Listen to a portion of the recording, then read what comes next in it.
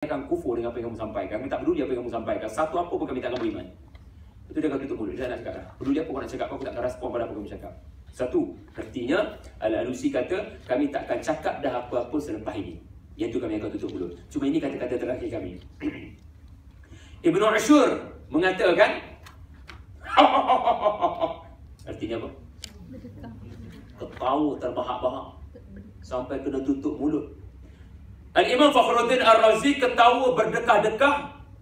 Bahasa saya lah, bukan bahasa Arab. Ketawa yang bersangatan, syiddat. Tapi isi perut terkeluar. Subhanallah. Nampak tak? Allahu Akbar. Ini kafir. Al-Imam Asy-Syaukani kata mereka tutup mulut sebab mereka tak boleh jawab. Mereka berpaling. Semua saling melengkapi.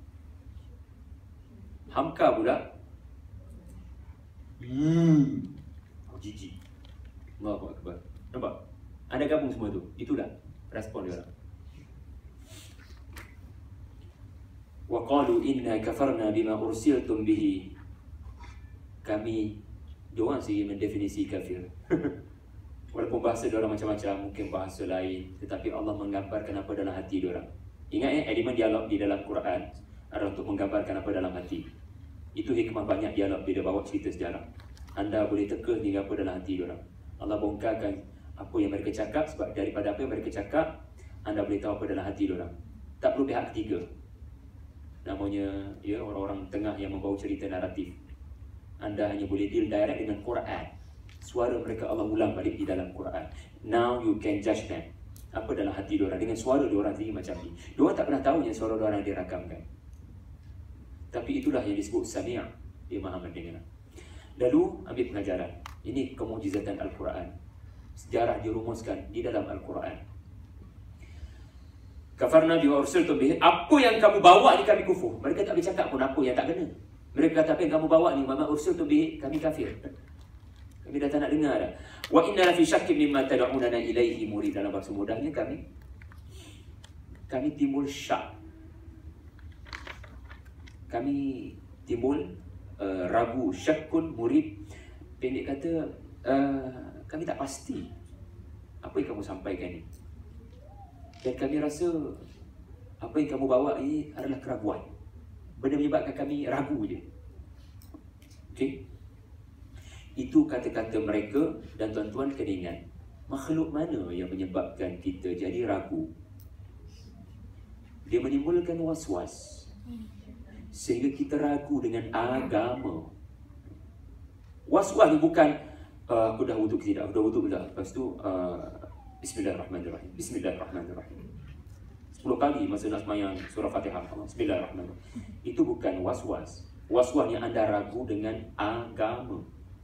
Bima ursiltum bihi, apa yang dibawa oleh para anda rasa ragu. Okey? Siapa yang membisikkannya? Syaitan. Anda akan jumpa syaitan jadi. Sabar, kita akan jumpa dia.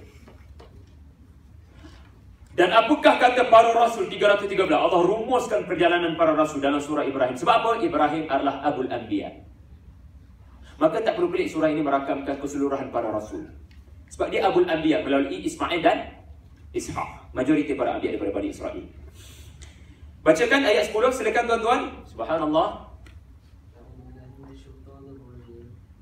قالت رسلهم أفي الله شك فاطر السماوات والأرض يدعوكم ليغفر لكم من ذنوبكم ويؤخركم إلى أجل مسمى قالوا إن أنتم إلا بشر مثلنا تريدون أن تصدونا عما كان يعبد آباؤنا فأتونا عما كان يعبد آباؤنا فأتونا بسلطان مبين. Subhanallah. Bila kaumnya menyebut kami syak dengan apa yang kamu bawa, tiba-tiba Rasul kata pada Allah ada syak. Ini apa ni? Ini apa? Ini cara komunikasi tau. Dia kena bermula daripada sikap pendengar yang teliti. Tuan-tuan tahu apa yang saya dapat daripada training Stephen Covey dalam Seek to Understand then to be Understood. Dia panggil Antara skill mendengar adalah anda update balik word dia orang dan anda buat tanda soal. Sebab anda berusaha untuk memahami apa yang diorang maksudkan sebenarnya. Kalau diorang kata dan saya memang praktikkan pun, orang tanya soalan, saya cuba nak faham soalannya dengan menyebut apa yang disebut and then saya buat tanda soal. Contoh kan, Ustaz saya tak jelas kenapa kita dah pukul 12.30 masih lagi baru 10 ayat. Lambat sangat lah Ustaz. Lambat sangat. Saya kan ambil word dia tapi buat tanda soal. Nampak? This is one. Ini skill yubayyina lahu. Anda nak terangkan dengan efektif, anda kena dengar dengan teliti. Dan anda akan dapati bukan sekali ini dia. Kejap lagi akan berulang. Ini sikap seorang Rasul. Wahai mereka yang nak menyampaikan, ambil sikap ini baru akan jadi bayyinah. Okey. Afillahi syak. Allah itu ada syak. Sedangkan dia fatir. Fatir as-samawati wal ardi yad'ukum liyaghfira lakum.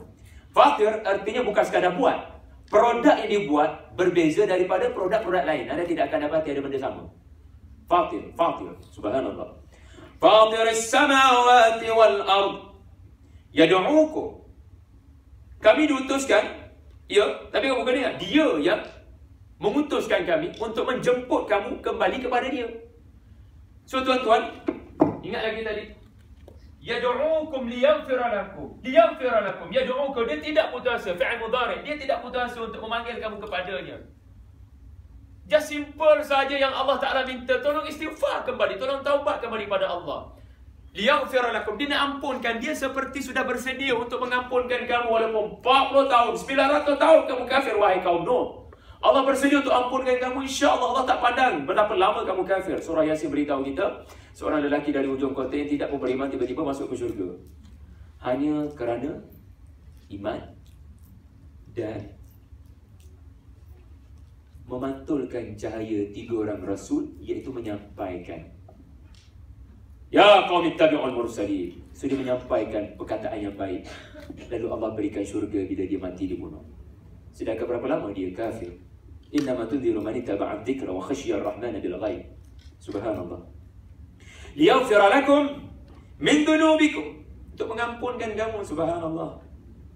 Allah Maha Pengasih, sebab itu dalam surah Yasin para rasul ini digambarkan kaumnya perginya, ma anzala ar-rahmanu min syai', mana rahmat tak turunkan apa-apa pun kepada kamu.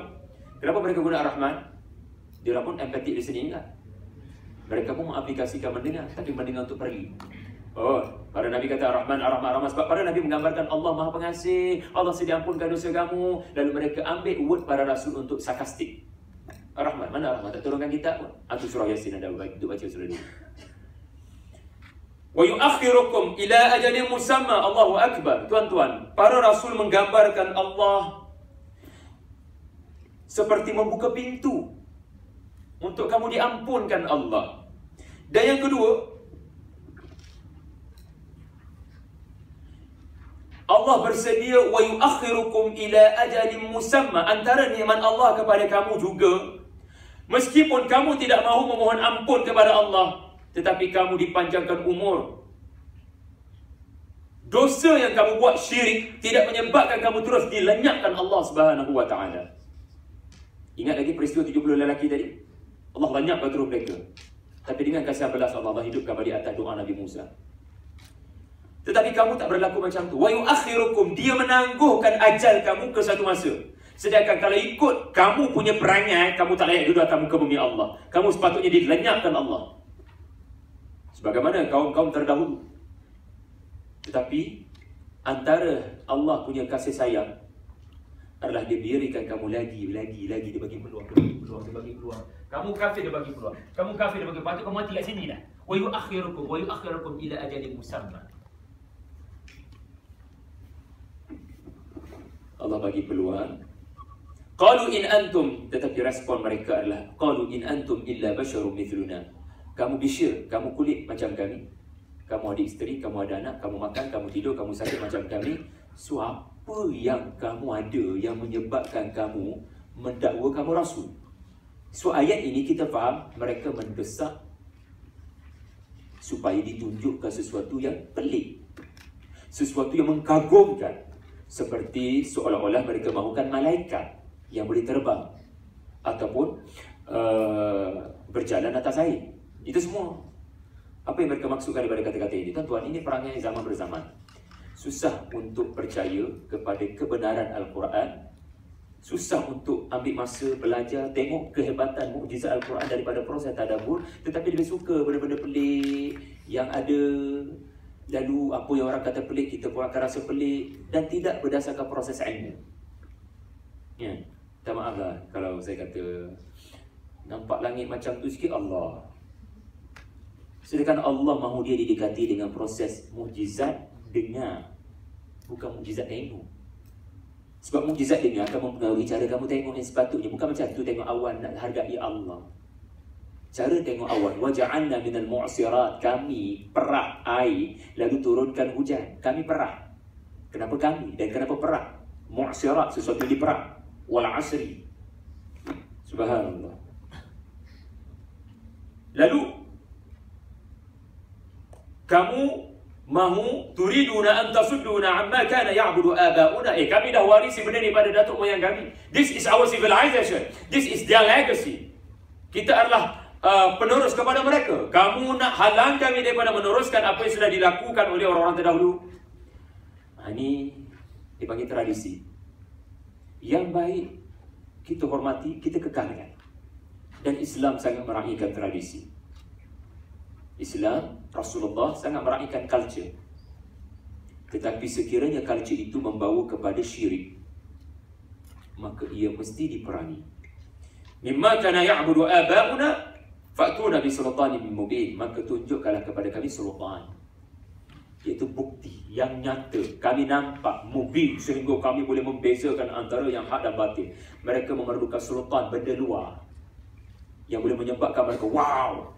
Sedangkan Nabi sudah diutuskan dengan lisan diorang, hanya memerlukan mereka dengar dengan teliti, fikirkan, liyubayyin. Dah cukup dah benda itu jadi mubin.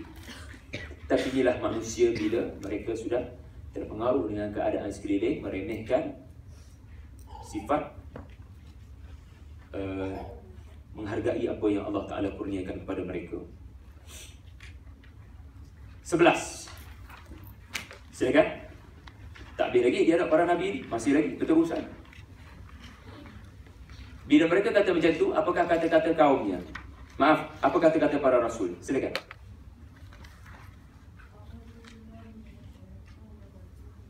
Siapa ya? Oh, Puan Kak Nurul, silakan.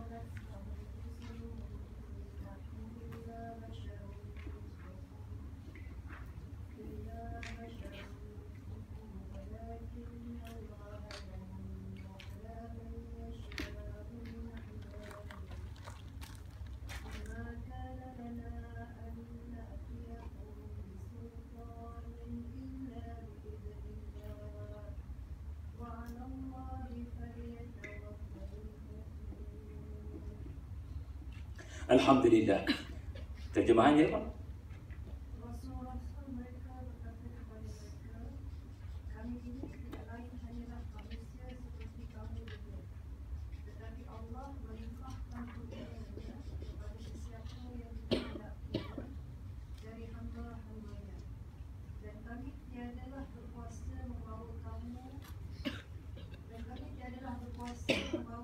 kamu sebarang bukti yang mukjizat, melainkan dengan izin Allah. Dan dengan yang demikian, maka kepada Allah jualah hendaknya orang yang beriman secara ini. Subhanallah. Tuan-tuan masih ingat apa kata-kata kaum pada ayat 10? Mereka sebut dua benda. Pertama, kamu manusia macam kami, antum basyarun mithluna. Yang kedua, fa'tuna bi sultan. Dan tengok bagaimana para anbiya mendengar dengan sangat teliti. Dia ungkit balik dua benda tu. Kamu kata kami manusia macam kamu, okey, itu benar. Dan kedua, ya, kamu minta kepada aku, kami sultan. Okey, macam mana para anbiya respon kepada dua perkataan ini? Ya, kami manusia macam kamu. Tetapi ada kalangan hamba-hamba Allah yang dikurniakan kelebihan. Tengok betapa merendah dirinya para anbiya. Mereka tak kata walakinnallaha yamunnu alaina. No. Yamunnu ala man yasha' min ibadihi. Itulah kami sebenarnya. Dia nak soalan macam tu. Bagaimana para anbiya bersabar sedaya upaya memilih cara yang terbaik bilisani qaumihi liyubayyina lahum, mendengar dengan baik, menyampaikan, jaga betul perkataan supaya tidak mengguris perasaan.